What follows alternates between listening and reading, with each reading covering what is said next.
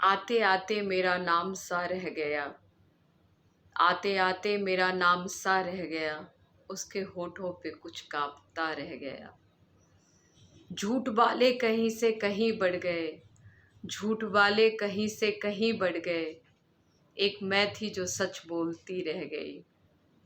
एक मैं थी जो सच बोलती रह गई। आंधियों के इरादे तो अच्छे न थे। ये दिया किस तरह जलता हुआ रह गया। ये दिया किस तरह जलता हुआ रह गया। हेलो, हाय, राम राम, नमस्कार, प्रणाम, ओम साई राम। डॉक्टर मैन और डॉक्टर नीतू सिंह, आप सबका स्वागत है मेरे चैनल पे। कैसे हैं आप लोग? उम्मीद है आप लोग अच्छे हैं, स्वस्थ हैं, खुश हैं और बहुत ही आराम से अपना जीवन व्यतीत कर रहे हैं। कई बार हम अपने कार्य करने के बाद अगर उस कार्य में हमें असफलता मिलती है तो उससे हम बहुत घबरा जाते हैं, बड़ी घबराहट होती है और हार मान जाते हैं। अगर कोई कार्य असफल होता है और उसमें अगर हम सफलता हासिल नहीं करते हैं, कोई कार्य हम इसलिए करते हैं क्योंकि उसमें हमें हम सफलता हासिल करें, सक्सेस मिले उसमें, और अगर वो ऐसा नहीं होता है तो हम हार जाते हैं और ये स्वीकार लेते हैं हम कि हम हार गए, अब आगे हमसे ये चीज़ें नहीं हो सकता। तो आज बात करते हैं कि हार से घबराए ना और हार हमें जीत की सीढ़ी पे हम कैसे चढ़े, आगे मंजिल अपना कैसे हासिल करें, ये बताती है। तो हारना नहीं है, हार से हमें सबक सीखना है। हार तो आपको सबक सिखाती है, आपको आगे बढ़ने का रास्ता दिखाती है। ज़रूरी क्यों है कि अगर किसी क्षेत्र में हम किसी काम में और किसी अ, और भी क्षेत्र में अगर हम हार मान गए हैं, मतलब हार गए हैं, तो हम हार मान जाएं, ये अच्छी बात नहीं होती है। हारना तो जीवन का मतलब एक आप ये सोचो कि वो मार्गदर्शन कराना है कि अगर हार आई है आपके जीवन में तो वो इसलिए आई है क्योंकि आपको वो सिखाने आई है कि जीत का रास्ता क्या है, जीत की मंजिल क्या है और अब आप किस तरीके से उस मंजिल पे आगे बढ़ोगे और किस तरीके से कामयाबी हासिल करोगे। तो कई ऐसे होते हैं लोग कि मान लो बहुत मन से, बहुत तन्मयता से वो कोई कार्य करने का सोचते हैं। मान लीजिए कोई जॉब ही पाना चाहता है और किसी मान लो कोई घर बनाना चाहता है, कोई किसी से रिश्ता बनाना चाहता है, या बहुत तरीके की ऐसी बातें होती है कि आप चाहते हो कि जो मैं हम वो कार्य कर लें, लेकिन वो कार्य आप अपनी तो पूरी आप मेहनत लगाते हो, अपनी सोच लगाते हो, अपनी क्षमता लगाते हो, लेकिन कई बार ऐसे सिचुएशन होते हैं कि उसमें आपको कामयाबी हासिल नहीं होती है।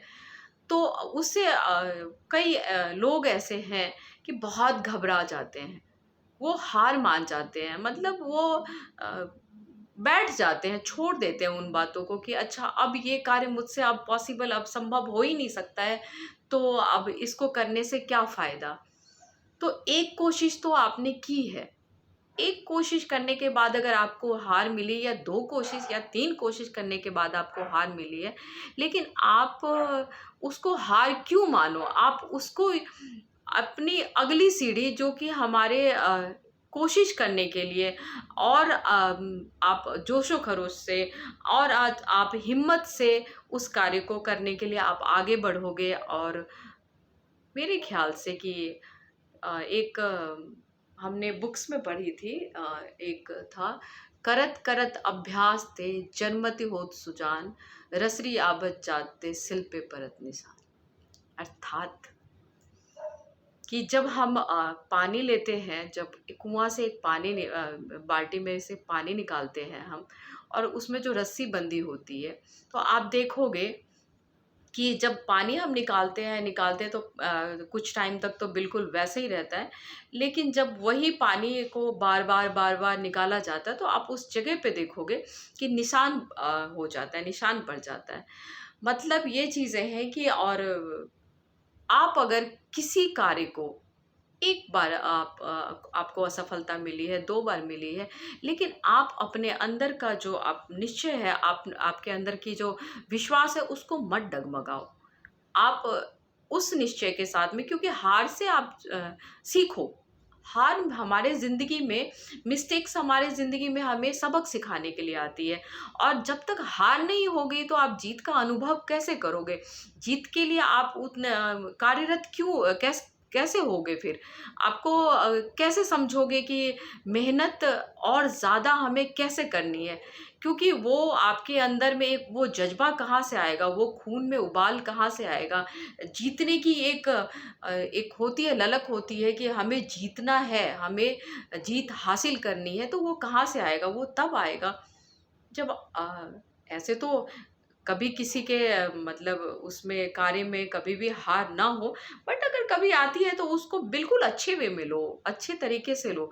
कि अगर हार आया है, मतलब अगर कोई कार्य में मैं असफलता हासिल किया हूँ, तो वो और ज़्यादा मेहनत मांग रहा है, और ज़्यादा अच्छे से कार्य करने की शक्ति क्षमता मांग रहा है, और वो आप करके आगे बढ़ो। ज़रूरी नहीं है कि आप हार मान के बैठो। मेरा मानना तो ये है कि हम मैं आपको एक बात बता रही हूँ कि हम रात से घबरा जाते हैं, कई बार रात्रि होती है तो हम घबरा जाते हैं कि रात हो गई है। अरे, और कई बार ना कोई ऐसे स्लोगन भी अपने ज़िंदगी में अपना लेते हैं कि मान लो कुछ अच्छा नहीं चल रहा है, तो वो बोलेंगे कि आप पूछो कैसा चल रहा है, सब कुछ ठीक-ठाक है। बस यार क्या करूँ, जीवन में तो अंधकार में है। बस रात हो गई, अंधेरा है। बहुत गलत बात। क्यों अंधेरा है? अंधेरा अगर है, तो अंधेरे के बाद क्या आता है? सवेरा। अंधेरे के बाद ही तो सवेरा आता है। अगर अंधेरा नहीं होगा तो सवेरा कहाँ से आएगा? हम सवेरा का मुँह हम उजाले में कैसे आते हैं? सुबह कैसे होती है? जब रात होती है, तो सुबह होती है। तो सीख इस चीज़ से हम यही से छोटी-सी बातों से हम क्यों ना लें कि अगर रात हुआ है तभी तो सवेरा होगा। और मेरा अपने तजुर्बे से मानना ये भी है कि आप ज़्यादा मतलब कहते हैं ना कि हमारे जीवन में शत्रु ना हो, हमारे जीवन में प्यार-प्यार हो, और हमारे जीवन में कोई कठिनाई ना हो, बहुत आराम से हमारी ज़िंदगी चलती रहे। तो जब आपकी ज़िंदगी आराम-आराम से चलती रहेगी, तो आप अनुभव कैसे करोगे कि आराम से ज़िंदगी जो चल रही है, तो आपको जो आपकी जो चीज़ें मिली है, आपका जो मेहनत है, वो मेहनत कहाँ है? आप जो आपके अंदर कार्य करने की क्षमता है, वो कहाँ है? आप अपने कार्य शक्ति को कहाँ पहचान पाओगे? तो ज़रूरी ये चीज़ें हैं कि आप उस चीज़ों को, हर एक घटना का अपना भाव है। जो भी हम घटना घटित होती है हमारे जीवन में, उस सब का अपना अलग-अलग एक महत्व है। क्योंकि अगर मान लो आपके जीवन में शत्रु हैं, तो आप उनको बहुत अच्छे तरीके से लो। सोचो जीवन में वो शत्रु आपको सीख देने के लिए, क्योंकि जब आपके जीवन में शत्रु होंगे, तभी तो आप अपने शत्रु को पराजय करने का सोचोगे। आपको आपका शत्रु आपके लक्ष्य की ओर प्रेरित करता है, यकीन मानो। क्योंकि अगर शत्रु है, जब वो आपकी आलोचना ही नहीं करेगा, तो आपको अपने अच्छाइयों का वर्णन करने का मौका कैसे मिलेगा? क्योंकि आलोचना में ही तो आपके अच्छाइयों का वर्णन छुपा हुआ है। क्योंकि जब आपको प्यार ही मिलता रहेगा, तो प्यार और सम्मान से तो आप एकदम से किसी पे आप डिपेंड हो जाओगे। आपको लगेगा कि आप मतलब सहज हो जाओगे अपनी ज़िंदगी में, मतलब कुछ कार्य करने के लिए नहीं और कुछ सोचने के लिए नहीं, कि बस प्यार से सब कुछ मिल रहा है। आप अपने आप को पहचान ही नहीं पाओगे। ज़रूरी है कि कोई आपको उस मतलब से बताए कि आप कुछ कार्य नहीं कर रहे हो, या कुछ कार्य आपको करना चाहिए। अगर आपको कोई इस बात के लिए प्रेरित करता है और अगर आपकी आलोचना भरे ही शब्दों में बोलता है, एक होता है सरकाज़्म में इंसान बोलता है कि कुछ कार्य कर लेना चाहिए, कब तक आप आराम से बैठे रहोगे। तो आप उसको अच्छी तरीके से आप सोचो कि आप अपने जीवन में अच्छी तरीके से उतारो उन बातों को, ना कि आप ये सोचो कि हमारे को ऐसे करके कोई बोल के चला गया है और उस बात पे आप कार्य करो। आप सोचो कि अगर किसी ने बोला है कि आप इस तरह के कार्य कर रहे हो, आपको करना चाहिए, तो आप करो ना। आपको तो उन्नति की राह दिखा रहा है, आपको तो आपसे मुलाकात करवा रहा है कि आपको आपके अंदर में इतनी क्षमता है कि आप वो कार्य कर सकते हैं। तो हर घटना का अपना एक भाव है, अपना एक मतलब है। मान लीजिए आपको बैठे-बिठाए सब कुछ मिल रहा है, धन आप खाना खा रहे हो अच्छे से, आप रह रहे हो अच्छे से घर में, आपको कोई परिश्रम नहीं करना पड़ रहा है, तो इसका मतलब कि आप तो कुछ कर ही नहीं रहे हो। लेकिन जब इंसान की ज़िंदगी में कोई ऐसे वक़्त आते हैं, जब उन्हें कुछ मुसीबतों का सामना करना पड़ता है, तब वो अपने आप को पहचान पाता है और तब वो अपने आप को उस कार्य में लगाता है जिसके लिए वो सक्षम है, जिसके लिए जिसके काबिल है वो, और बहुत मेहनत करता है इंसान, बहुत मेहनत करता है। उसको पता ही नहीं चलता कि उसके अंदर कितनी सारी खूबियाँ छुपी है, कितना परिश्रम क्या कर सकता है वो, और फिर परिश्रम करता है। तो हर चीज़, हर बात का एक मतलब होता है। हम कभी कहते हैं ना किसी के साथ कुछ बुरा होता है या कुछ ऐसा होता है, तो एक तकिया कलाम से निकलती है, जो होता है अच्छे के लिए होता है। वाक़ई जो होता है अच्छे के लिए होता है। ये हर जगह नहीं फिट बैठता है कि जो होता है अच्छे के लिए, कि मान लीजिए अगर कोई किसी के जीवन से चला जाता है, या मान लीजिए कोई अ, ऊपर अ, दुनिया को कूच कर जाता है, तो हम यहाँ पे नहीं कह सकते हैं। और यहाँ पे भी फिट बैठता है, यहाँ पे भी कई बार ये बातें आती है, जो कि मान लो अगर कोई बहुत दिन से बीमार है, जो अपनी ज़िंदगी से परेशान हो गया, मान लीजिए उसके स्वजन परेशान हो गए हैं और हम उसके इलाज में सक्षम नहीं है, या वो लाइलाज कोई बीमारी है, अगर नहीं कर पा रहे, तो हम भगवान से प्रार्थना करते हैं कि भगवान इनको मुक्ति दे दो। तो हाँ, ये निकलता है ना कि जो होता है अच्छे के लिए होता है। अगर कुछ ऐसा अगर उनके साथ में हो जाता है, या मान लीजिए कि आप अगर कुछ कर नहीं रहे हैं, आप बड़ी आराम से अपनी ज़िंदगी को बसर कर रहे हैं, आप किसी पे डिपेंड हैं और अचानक आपके ज़िंदगी में विपत्ति आ जाती है। ऐसी भी घटनाएँ घटती हैं ज़िंदगी में, और आपको ये होता है कि अब आप क्या करोगे? अब यहाँ पे क्या हुआ? आपने पहचाना अपने आप को, करना करना किसको है? आपको करना है। और अब आप क्या करते हो? खुद को पहचानते हो, और उसके बाद आप ज़ोर से, मतलब इतने परिश्रम करते हो कि आप जब अपने आप से मिलते हो तो आप कहते हो ये मैं हूँ? इतनी मेहनत मैं कर रहा हूँ या कर रही हूँ? तो कोई भी घटनाएँ, जो भी घटना घटती है ना, उसको ना पॉजिटिव साइड में लेके जाओ, और पॉजिटिव साइड में ले जाके और ये सोचो कि वो जो घटनाएं हमारी ज़िंदगी में आई है, वो एक सबक और एक सीख देने के लिए आई है, बहुत बड़ी सीख देने के लिए आती है। अब मान लीजिए आपको कहीं पे भी मैं एक बात बताती हूँ आपको कि हर कोई गोल्ड पहनता है, सोना पहनता है, कितना अच्छा लगता है सोना। लेकिन वो सोना कैसे आता है, कहाँ से आता है, किस तरीके से वो आभूषण बनता है, वो आकर्षण जो हम देख के आकर्षित होते हैं, तो वो किस तरीके से बनता है। जब वो खदान से निकाला जाता है ना, तो वो एक बस एक पत्थर मात्र होता है कि आप किसी को भी मार सकते हो, उसकी कोई वैल्यू नहीं होती है, कुछ नहीं होता। लेकिन उसी पत्थर को जब वो एक सुनार के पास जाता है, तो उसी सोनार के पास पहले उसे आग में तपाया जाता है, बहुत देर तक आग में तपाया जाता है उसको।